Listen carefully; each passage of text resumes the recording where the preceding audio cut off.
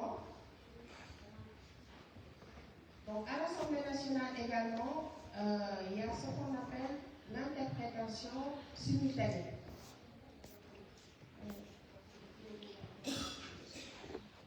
Donc, il y a l'interprétation simultanée. Donc, sur les tables, vous voyez des casques. Donc, il y a des cabines pour les interprètes. À l'Assemblée nationale, il y a 20 interprètes. Donc, un député, il y a 6 langues codifiées par la Constitution. Donc, il y a Wolof, Serer, Zola, Pulaar, Manding, Soninké. Donc, c'est codifié. Donc, il n'y a plus de problème de communication pour les députés. D'accord? Donc, un député qui parle Pulaar, l'autre ne comprend pas Pulaar. Donc, ils ont la possibilité. Tout le monde se comprend. D'accord? Il y a des casques et il y a des canaux. Donc, si un député parle Pulaar, il faudra juste choisir la langue que vous souhaitez et il y aura la traduction simultanée. D'accord? Voilà. Donc, en face de moi, je disais qu'il y a la presse et juste à côté, il y a le cabinet du président. Le cabinet est juste là, à ma gauche. Et en haut, pour les médias, c'est les chaînes privées qui sont en haut. Mais les chaînes publiques, ils sont à l'intérieur de la salle. C'est-à-dire RTS et Le Soleil, ils sont à l'intérieur de la salle. D'accord? Et à ma droite, il y a la sécurité. Il y a également la sécurité du président. Et juste en haut, il y a le public. Comme je vous avais dit au début, donc il y a le règlement intérieur de l'Assemblée nationale.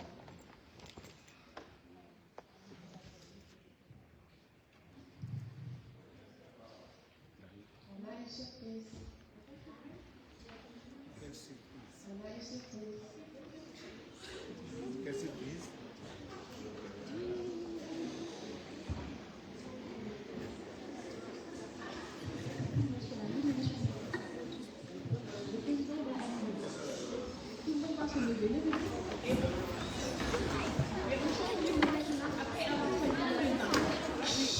Retournez-vous vers moi. Regardez-moi. Vous dites bonjour après que le président vous ait salué. Et immédiatement, on chante l'hymne national. D'accord? Ok. Regardez-moi. En face, c'est en face. Vous regardez devant. Allez, tout ça.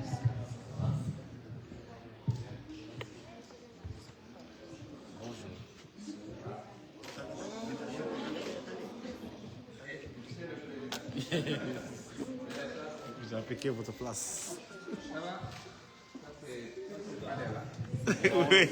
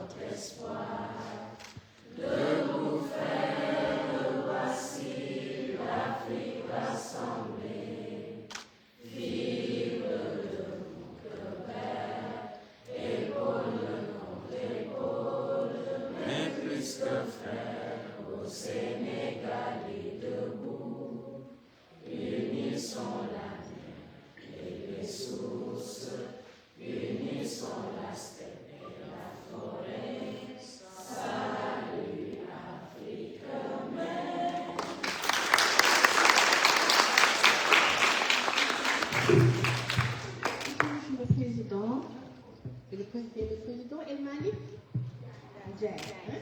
Donc c'est le président de l'Assemblée nationale du Sénégal. Vous dites bonjour. Bonjour. Vous souhaitez la bienvenue. Bienvenue. Quelqu'un pour présenter le collège? Quelqu'un?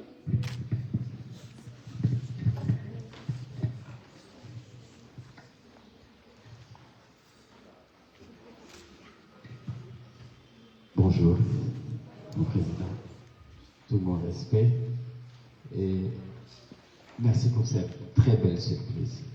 Moi, c'est le frère Jean-Félix Mailly.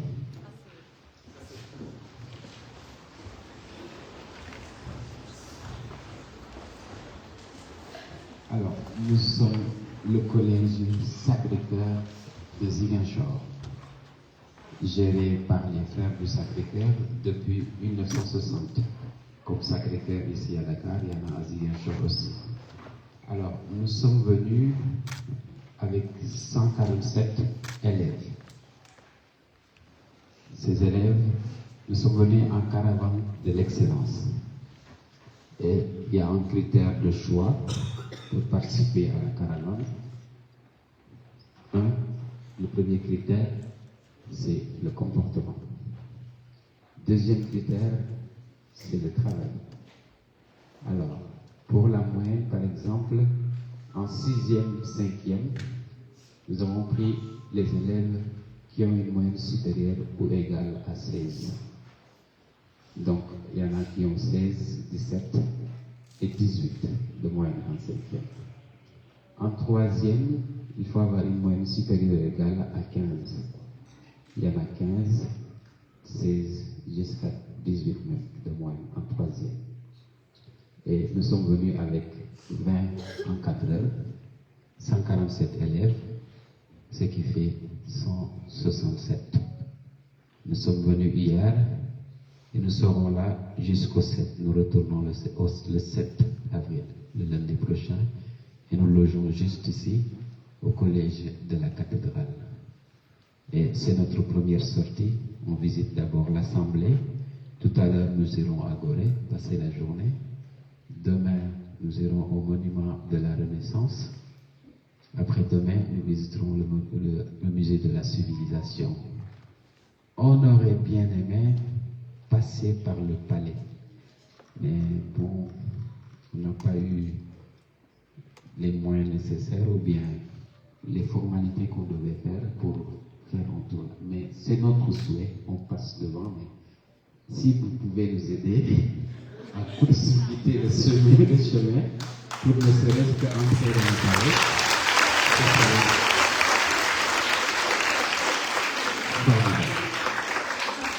Voilà, mon président, merci beaucoup.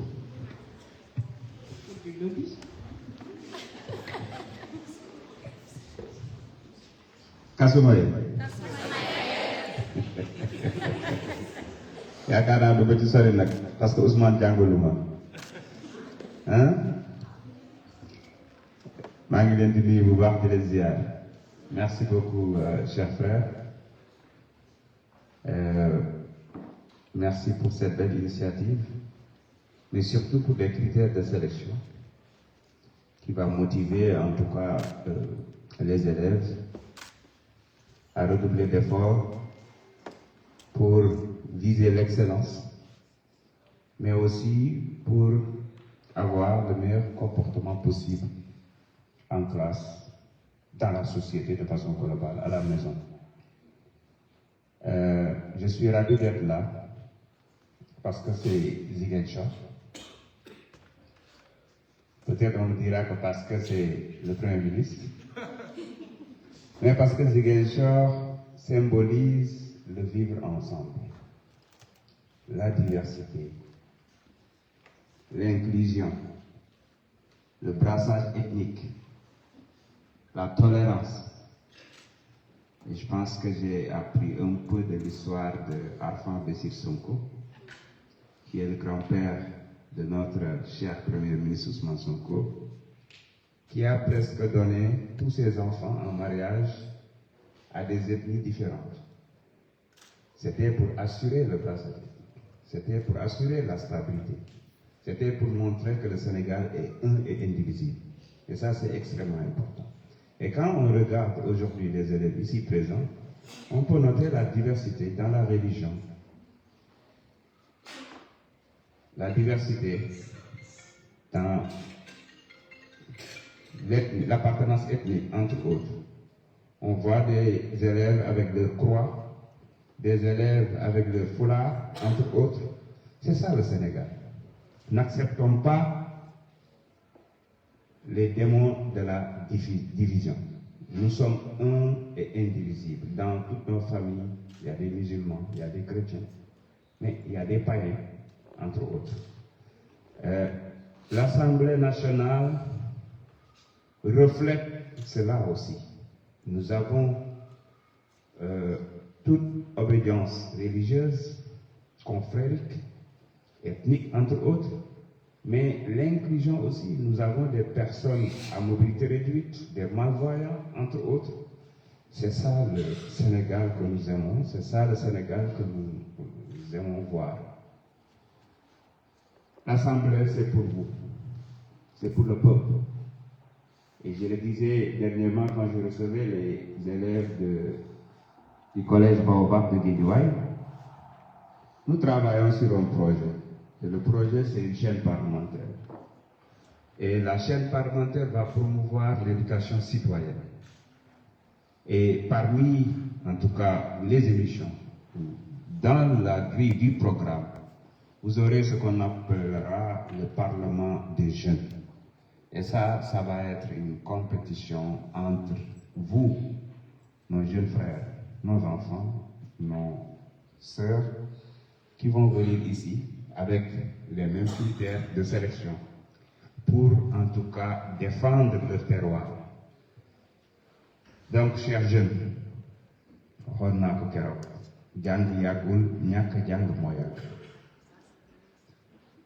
lui, il est là en tant que président de l'Assemblée nationale.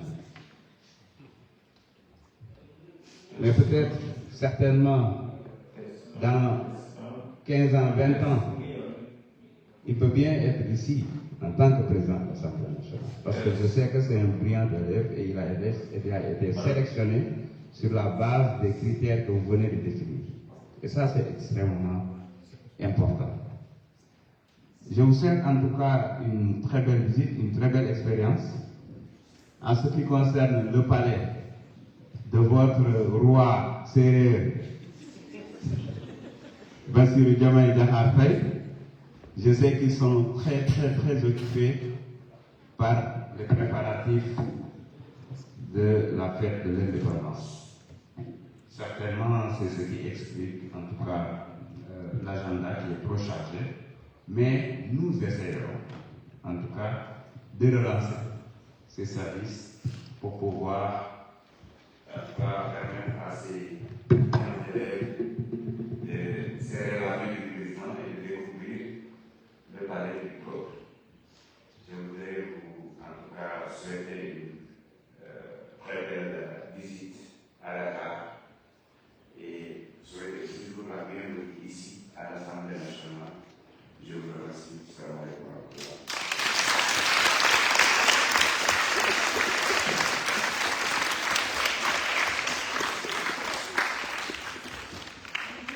Merci beaucoup, le président. On va chanter quelque chose pour le président? Oui, on chante. Vous chantez quelque chose pour le président? Je m'en ai prévu. Vous n'avez même pas amené des vidéos pour des diffusions.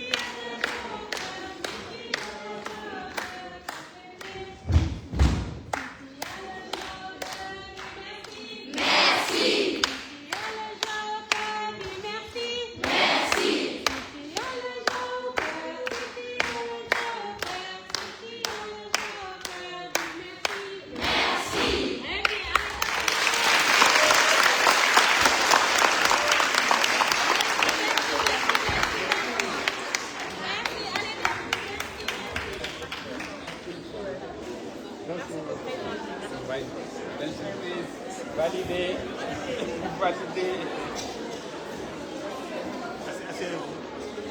C'est aussi dans.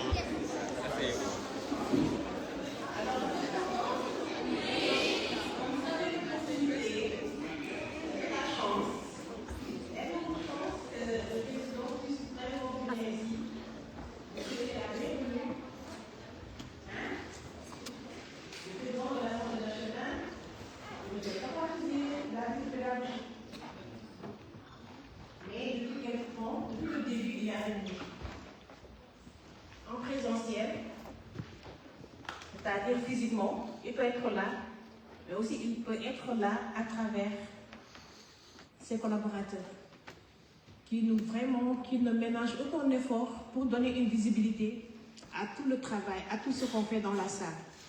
Et ça, ce sont des réformes. Ce sont des réformes qui sont très très importantes pour la visibilité de l'Assemblée nationale.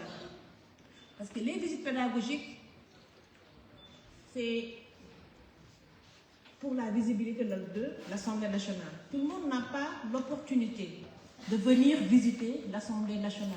Donc, il faut dire un grand merci à vos encadreurs, à votre staff, à ces grands messieurs et grandes dames qui ont pensé vous faire venir ici, la deuxième institution de la République du Sénégal, pour votre... en fait, ça va contribuer à parfaire votre parcours académique. Voilà.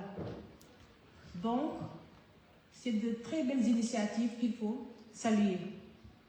Moi-même qui vous parle, je ne suis jamais, avant de venir ici, avant de venir travailler ici, je n'ai jamais eu l'opportunité de visiter aucune institution de la République du Sénégal. Parce que, peut-être, les gens avec qui j'étais n'avaient pas trouvé opportun donc, de faire de telles initiatives. Donc, il faut vraiment les saluer et les encourager. Parce que tout ceci va contribuer, comme je l'ai dit, à votre formation pour le long terme. Donc, on nous a dit que c'est la crème. Donc, c'est les plus bons élèves, c'est les meilleurs en fait qui sont là. Je suis sûre et certaine que Mme Diaye vous a donné les informations. Ce n'est pas un jeu, s'il vous plaît. Suivez. Donc, je suis sûre et certaine que Mme Diaye vous a donné les informations indispensables à votre visite pédagogique. Donc, c'est l'historique et le fonctionnement interne. Le bâtiment dans lequel vous êtes aujourd'hui, le bâtiment qui abrite l'Assemblée nationale. Avant, on l'appelait un palais. Parce que ces institutions datent de très longtemps. C'est devenu l'Assemblée nationale à partir de l'indépendance. Ce grand bâtiment fut appelé Assemblée nationale à partir de l'indépendance. Mais avant l'indépendance, ce bâtiment existait déjà. Ce bâtiment a abrité le Grand Conseil, les grandes réunions du Grand Conseil de l'AOF. Ce bâtiment a abrité l'Assemblée législative de la Fédération du Mali. Parce que le Sénégal a eu des institutions avant l'indépendance. Dakar ayant été la capitale de l'AOF, de l'Afrique occidentale française. Nous recevons des visites de partout, de l'intérieur du Sénégal et de l'extérieur du Sénégal. Pourquoi autant d'intérêt? Parce que ce sont des institutions qui ont existé il y a longtemps. L'Assemblée nationale a une historique. L'historique retrace les faits. Ce sont les faits qui se sont déroulés avant les indépendances, après les indépendances, jusqu'au moment où on vous parle. Ça, c'est l'historique de l'Assemblée nationale. Donc, le 4 avril 1960, le Sénégal fut indépendant. Comment on reconnaît un État qui se dit indépendant? On dit le Sénégal est indépendant. Indépendant comment? Oui?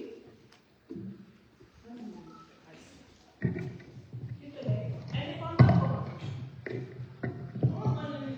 comment on décrit un État indépendant? C'est un État qui possède ses propres gouverneurs et dirigé par eux-mêmes et pas par d'autres personnes. Mais avant les gouverneurs, c'est les démembrements de l'État. Comment on reconnaît un État qui se dit indépendant? Oui. Quels sont les critères de l'indépendance? Très vite, oui. Son drapeau, l'hymne national, Oui. sa devise. Oui. Mais pourquoi le drapeau? Pourquoi l'hymne national? Ça, c'est pour l'histoire. Oui. C'est un État qui définit ses lois et règlements. C'est une loi et règlement.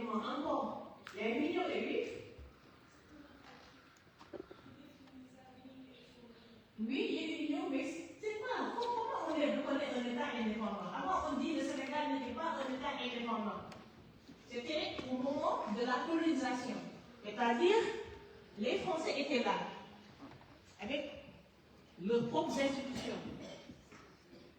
Et un beau jour, on se réveille avec tout le combat que les panafricanistes, les pères de l'indépendance, ont mené, qui ont abouti à l'indépendance. C'est quoi l'indépendance en réalité? Oui. Qui ne dépend pas des autres. Mais comment? Il ne dépend pas des autres. Comment? Oui. Hein? La liberté. Mais comment? Comment se manifeste cette liberté? Oui. Un État souverain. Mais comment se matérialise la souveraineté? Par la solidarité encore. Nous voulons. Oui. C'est vrai que c'est toujours alimentaire. Encore. Oui.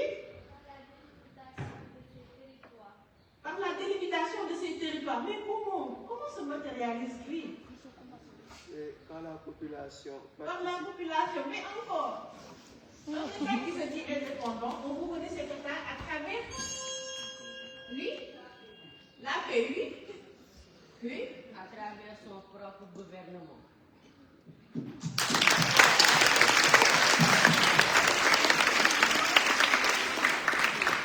À travers les trois pouvoirs qui doivent coexister pour qu'il y ait indépendance. C'est-à-dire un pouvoir exécutif, un pouvoir, c'est-à-dire une assemblée exécutive, c'est-à-dire un président et son gouvernement, un pouvoir législatif, une assemblée nationale, et enfin le dernier pouvoir, un pouvoir judiciaire, c'est-à-dire des cours et des tribunaux. Ça c'est les trois, on appelle ça, bon, sur le plan juridique, on appelle ça les trois éléments indispensables à la naissance d'un État souverain. C'est ça la souveraineté de l'État. Un pouvoir exécutif, un président de la République et ses ministres, son gouvernement. Un pouvoir législatif, une assemblée nationale, c'est-à-dire des députés. Aujourd'hui, vous êtes tous des députés. Les places que vous occupez aujourd'hui, c'est ça l'intérêt des visites de la République. C'est des visites pragmatiques, c'est des visites pratiques. C'est-à-dire, les places que vous occupez aujourd'hui, ce n'est pas un jeu. Les places que vous occupez aujourd'hui, c'est les mêmes places qu'occupent les députés quand ils sont là en séance plénière. C'est quoi une séance plénière de l'Assemblée? Hier, on était en séance plénière, juste là dans la niche. Dans la soirée, je dirais. C'est quoi une séance plénière? C'est pas un député, c'est la séance pour votre niveau. Très bien! Il faut parler très fort.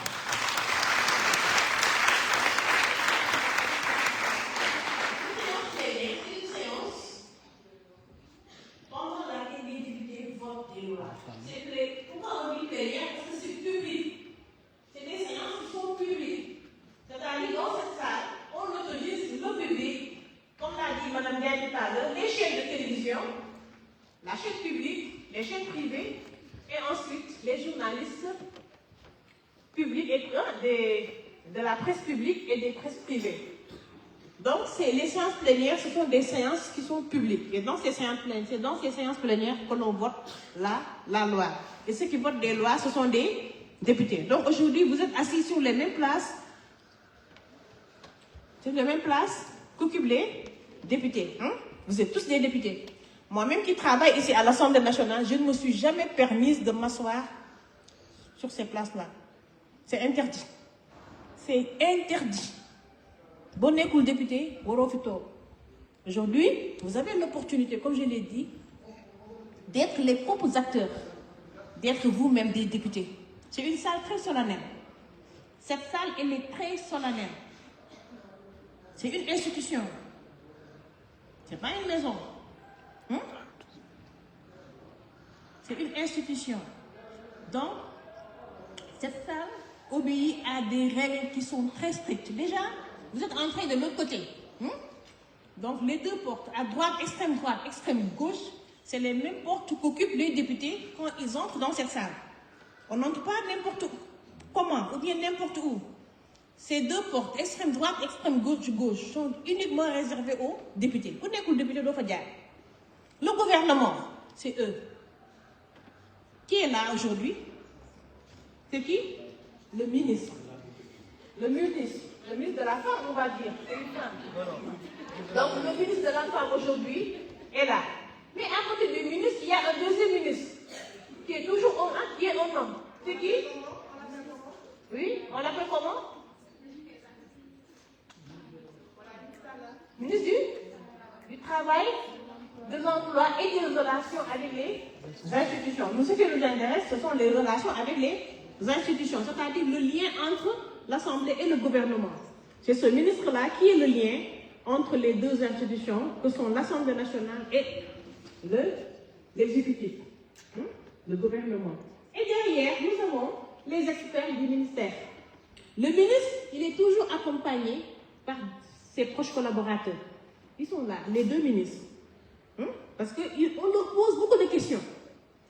En réalité, les séances plénières, ce sont un exercice de questions-réponses. Le député qui est là, Madame Dia, il n'y a pas de rapporteur aujourd'hui. C'est moi. Donc il va venir me remplacer. C'est toi-même. Il est là. Madame le rapporteur, viens.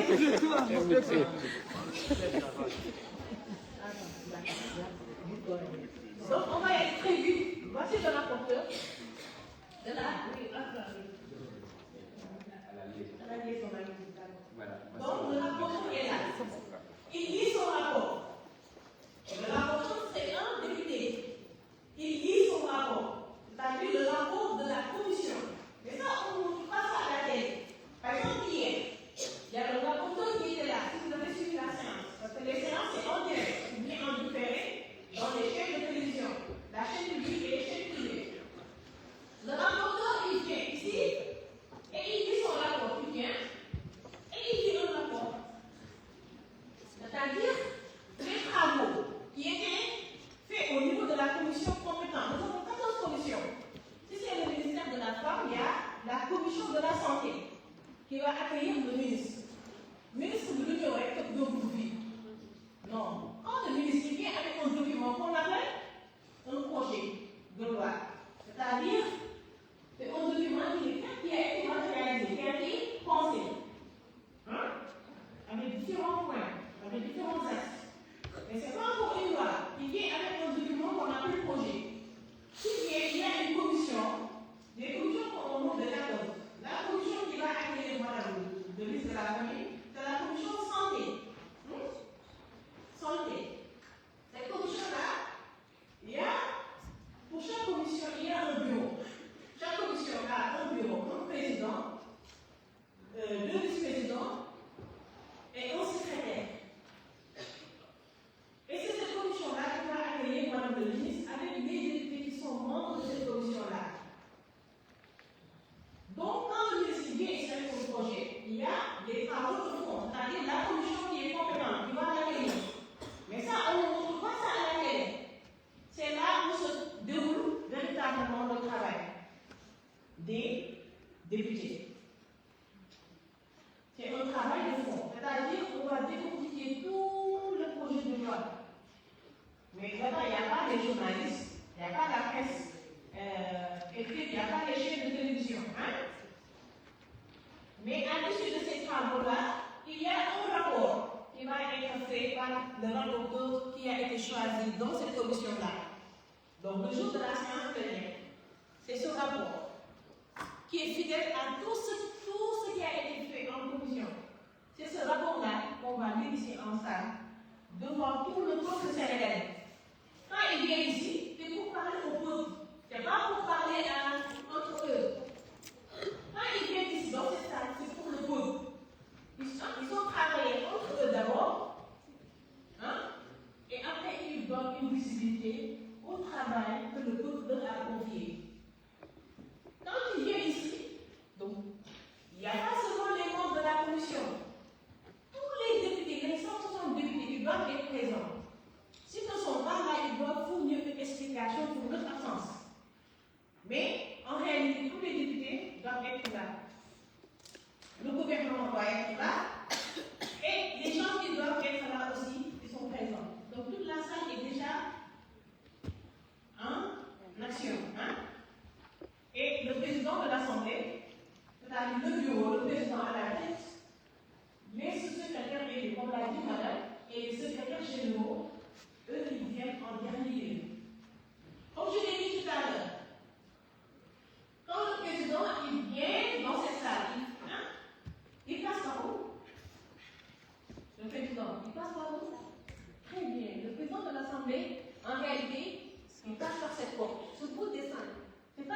lecture, c'est lui qui sage. En réalité, c'est la porte d'entrée du président de l'Assemblée nationale. Mais il faut que tous les acteurs déjà soient en place. Et le bureau entre en dernier lieu. Quand le président, comme on l'a dit tout à l'heure, la simulation, le président il se lève. Vous allez partir de ce côté. Il se lève, il va faire la simulation. Voilà. C'est comme si tu rentrais. Bien que la porte s'ouvre, le président il franchit, tout le monde se lève. Tout le monde se lève. Levez-vous. Si le président va Non, venir. je n'ai pas petit. Qu'est-ce qu'il fait le président? Il se lève comme ça. Voilà, le président est qui? Merci, asseyez-vous.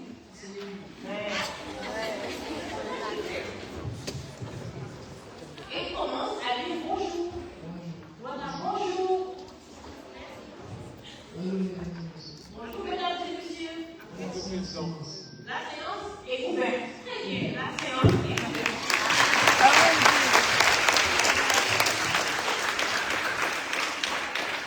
Donc c'est ça l'intérêt des visites pédagogiques. C'est-à-dire, ce que vous avez l'habitude de voir à la télé, aujourd'hui vous êtes les fondateurs.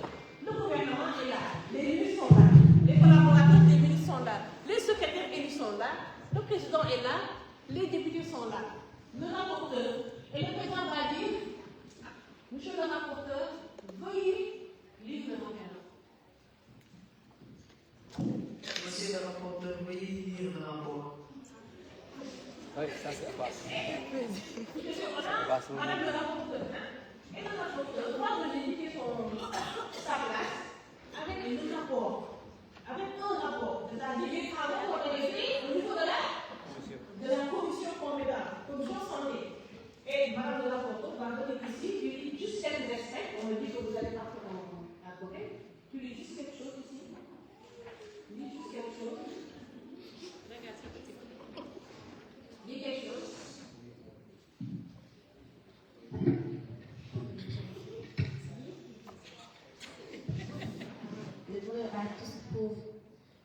Le bureau a tous pouvoir pour organiser et diriger tous les services dans les conditions déterminées par le règlement intérieur et par les règlements subséquents. Il nomme le secrétaire général et le secrétaire général adjoint qui assistent aux réunions du bureau et à la conférence des présidents. Voilà. Et quand le rapporteur public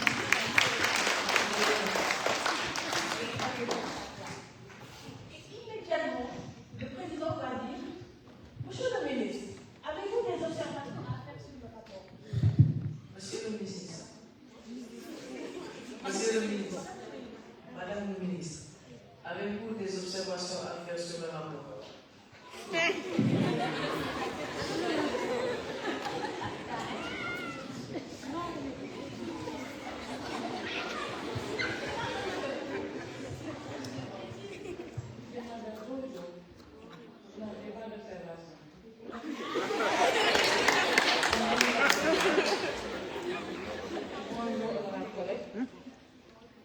Bonjour, chère Assemblée. Moi, je n'ai pas de saison à faire.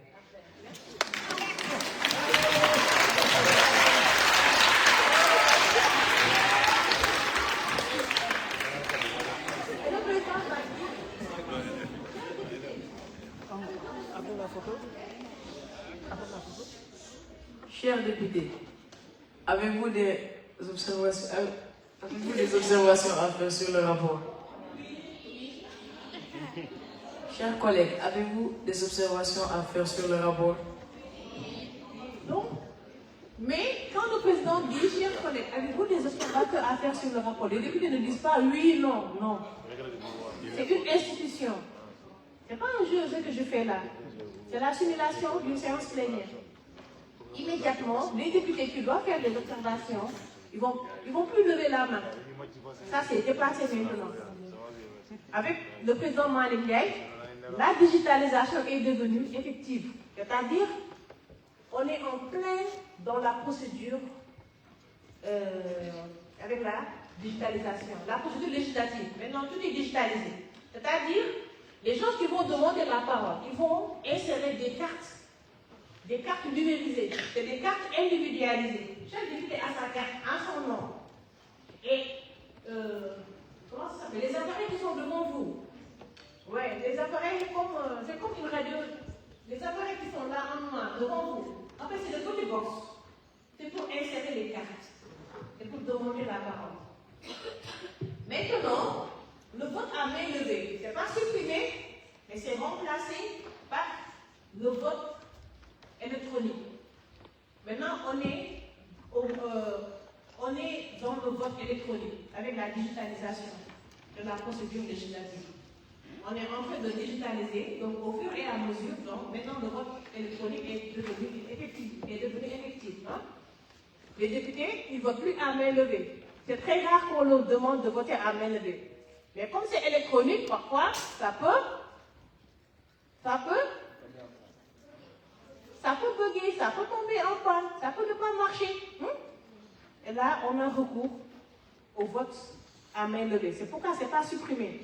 On dit vote électronique ou à main levée. C'est-à-dire si l'un ne marche pas, l'autre va le remplacer. Donc les députés vont insérer le carte et immédiatement, on va voir les gens qui ont demandé la parole. Hein? Le président, il va voir ça. À partir de ça, le président a 2 machines qu'on appelle speech management, sous le contrôle du chef de division de la communication. Je pense que c'est des speech management. Oui, c'est ça. Donc, le président, tout ce qui se fait dans la salle, il peut donner la parole à partir de là où il est, avec ces écrans-là. Donc là, il contrôle le vote. Il contrôle la prise de parole. Donc maintenant, l'Assemblée nationale a subi beaucoup de réformes dans ce sens. C'est-à-dire, toutes les procédures vont être digitalisées au fur et à mesure. Donc tous ceux qui vont demander la parole, le nom va apparaître sur ces appareils-là. Et immédiatement, le président, il voit les noms, prénoms et noms. Et le nombre de députés qui veulent faire des observations. Et il leur donne la parole au fur et à mesure. Et après, le rapporteur va revenir ici parce qu'il doit répondre aux observations. Mais il y a un terme qui est consacré. Il dit, nous prenons acte. Ça, c'est des termes consacrés. Il ne va pas répondre pour chaque observation. Il dit, nous prenons acte. Et les observations seront insérées ou bien seront prises en charge dans le rapport définitif.